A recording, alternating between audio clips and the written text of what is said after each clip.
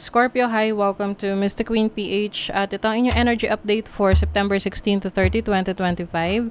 If you're interested in private readings, meron tayong 50% discount sa mga tarot reading services hanggang September 30, 2025. Ayan, so kung interesado kayo, comment kayo dyan. Comment eh. Meron tayong link sa description at sa pinned comment. Ayan. And also, pa-like, share, subscribe na rin dito sa ating channel. Comment kayo kung kayo naka-resonate. And then, paalala lang, ang reading na to ay general reading. So, maaari kayong makarelate, maaring hindi. Just take what resonates. Okay, Scorpio. Let's see. Ano yung energy update for you?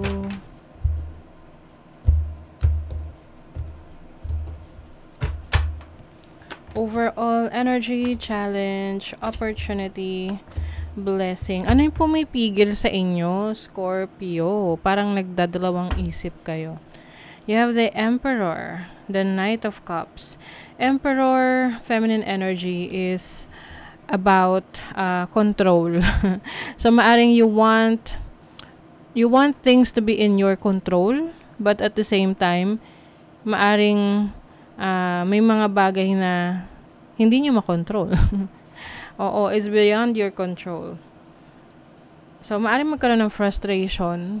Kasi syempre, no, hindi naman natin lahat pwedeng kontrolin. What we can only control is ourselves. And may mga times pa rin na hindi natin magawa yon. But I feel like mas nagiging committed ka sa mga gusto mo. Sa mga task mo, sa mga plano mo, sa mga goals mo. You have the Knight of Cups. Yeah, I think this is your passion. Passion for your job. Passion for your work. Oh, may Emperor na ano. Okay. I'm seeing here this can be kasi meron ditong feminine and masculine energy and then merong Knight of Cups. So some of you, maaring may pinipigilan mo yung sarili mo to get into a relationship or maging close sa isang tao. Kasi, kumbaga, inaaral mo pa tong taong to, gusto mo na, kilala mo na talaga bago ka magtiwala, which is tama naman, 'di ba? So, yeah, protect your energy as well. Although, may mga times na hindi ka na makatulog sa kakaisip sa person na to and the other person as well. I think you're setting too much boundaries, no? Yung tipong, parang, ang nasa-sense ko kasi rito, merong person na interesado sa'yo and interesado ka rin sa kanya. Kaya lang, nagpapakiramdaman kayo at hindi nyo nasasabi yung totoong gusto nyo. And, parang pareho nyong tinatansya yung isa't isa. Yes, with the Ace of Wands, I think someone here is going to take action. Na parang siya na yung magbibigay ng maglalakas loob na mag-take ng initiative. Pwedeng ikaw to or the person that you are dealing with. I also see an opportunity for you pagdating sa career. Parang meron kang pinagdidesisyonan, which path, aling landas yung tatahakin mo. Alin yung pipiliin mo. And parang ayaw mo na magkamali. Oo. Siyempre, ganun naman talaga. Gusto natin na best possible decision, no? Ang ang advice dyan is to choose, piliin mo kung saan ka mas nagre-resonate, nasan yung puso mo. Ganun. And panindigan mo na siya. Diba? Panindigan mo na yun yung pinili mo. Ano man yung maging resulta nun, tatanggapin mo. Two of Wands. You are thinking about your decisions. Yung iba kasi pwede itong pag-abroad, na gusto nyong magtatrabaho ba kayo sa abroad, lilipat na ba kayo ng bansa na titirahan, or lugar na titirahan ninyo, alin yung pipiliin yung opportunity. Your challenge is the Queen of Wands. So, hindi nga talaga kayo makapag-decide. You feel like parang ikaw ay napipigilan, no? Kasi Queen of Wands is about expansion, exploration. Yung iba, gusto nyo magnegosyo, kaya lang natatakot kayo. Kung magiging successful ba to? Eh, hindi nyo naman malalaman kung hindi nyo susubukan. Lahat ng negosyo, lahat yan ay risk. 'Di ba? Kaya nga, kung papasok ka sa negosyo, kailangan pag-aralan mo, may feasibility sa studies ka. Hindi lang yung basta ka na lang na, ito gusto kong negosyo to, papatok to. Sa isip mo papatok, pero in reality, hindi naman pala. 'Di ba? So, you have to carefully study your decisions. Even in relationships, no? Risk din ang pagpasok sa relationship. Hindi mo alam kung mananalo ka, matatalo ka sa relationship. Ang importante is may matututunan ka na lesson. Mag-work man yung relationship o hindi. Diba? Now, your opportunity is to expand, to explore. You are rising above. No? Maaring iba sa inyo, may oportunidad na lumago ang negosyo ninyo or umangat yung inyong posisyon sa trabaho. Oo, napunta ka na sa second floor, dati nasa first floor ka lang, so umangat nga, no? Or, yung iba, yung nga, promotion, ganyan. Or, mas nagiging open ka to connections, networking, expanding your horizon, yung mga contacts mo. And your blessing is the 4 of Cups. So, 4 of Cups, as a blessing, magkakaroon to ng fulfillment. Maaring sa una, hindi mo siya makita. No? Hindi mo makita yung blessing dito. Pero kasi nakatalikod ko sa kanya eh.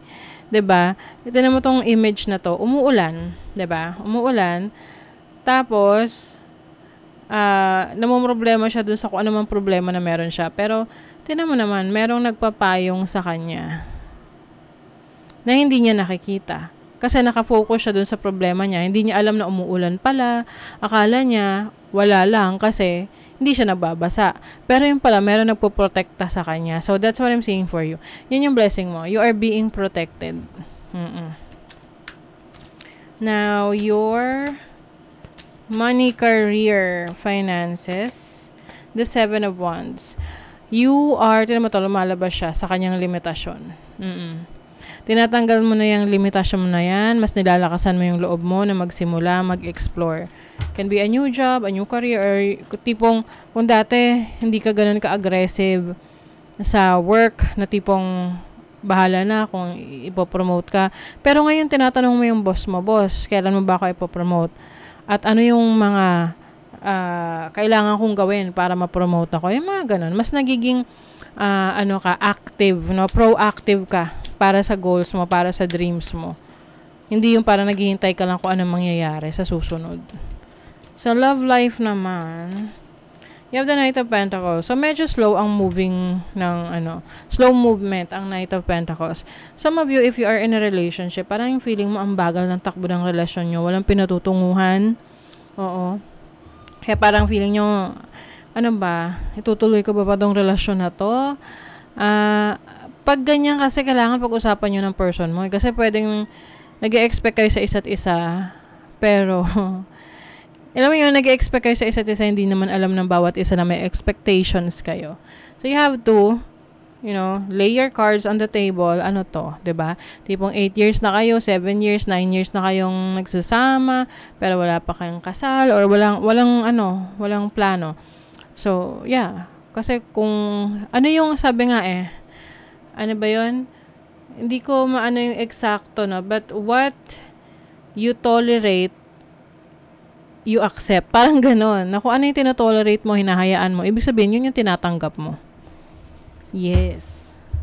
So, kung hindi mo tanggap yan, edi, huwag mo i-tolerate. Gazelle.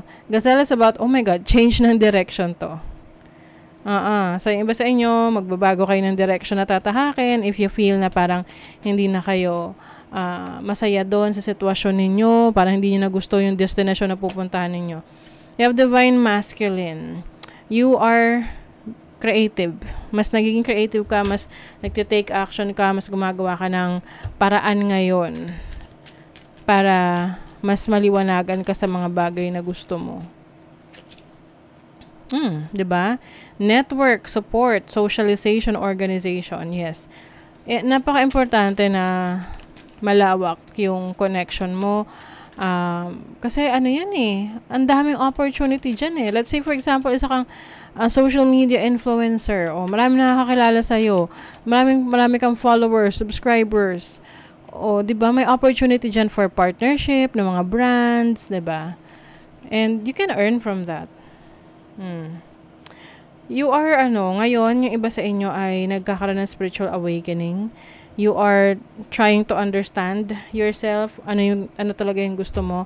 Kasi pwedeng, halimbawa, nasa trabaho ka, 10 years ka na dyan, at naghihintay ka ng pagbabago, pero in the first place, hindi mo alam kung ano talaga yung gusto mo. 'Di ba? Sa relationship, ang tagal mo na dyan, naghihintay ka, pero hindi mo rin alam kung gusto mo ba talaga yung taong kasama mo. 'Di ba? So, it's about knowing yourself on a deeper level. Oo. Oh my God, tinan nyo, kinilabutan ako dito. Don't run from the darkness, embrace your shadow side. See? Itong shadow side na to, ito yung mga blind spots natin na hindi natin talaga nakikita. Or minsan aware tayo, pero on a deeper level, hindi tayo ganun ka-aware. Ibang taong nakakakita niyan. Or maaring tinatago talaga natin. So, what aspect of yourself have you been afraid to look or address? Ayan. May mga bagay na tinatakasan tayo kasi hindi tayo komportable doon. Or, wala tayong solusyon sa ngayon, kaya tinatakasan natin. 'Di ba? But when you look inside yourself, within yourself, like, ask yourself, bakit ba ako nandito sa sitwasyon na to? Anong nangyari? Anong ginawa ko? 'Di ba? And doon mo maiintindihan yung sarili mo. At doon ka makakahanap rin ng solusyon para makaalis doon sa darkness na yan.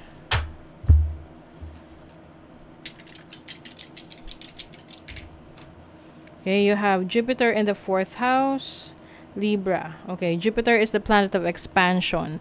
And also, pwede rin tong abundance for some of you. And 4th house is your family, your home life, your foundation. I think mas lumalalim yung paniniwala mo or yung iyong pananaw sa buhay pagdating sa pagdedesisyon mo, ano yung kaya mong tanggapin, ano yung hindi. Kasi Libra energy is about making decision, weighing the pros and cons, whether this is a relationship or sa sitwasyon mo sa career mo or sa sitwasyon mo sa buhay mo, ano yung gusto mong ma-experience. Oo, ano yung ayaw mong ma-experience. At kung gusto mo yun ma-experience, ano yung dapat mong gawin para makarating ka dun. 'Di ba? So, yun yung magiging clear sa'yo ngayon. So, that is your reading, Scorpio. Thank you so much. See you again.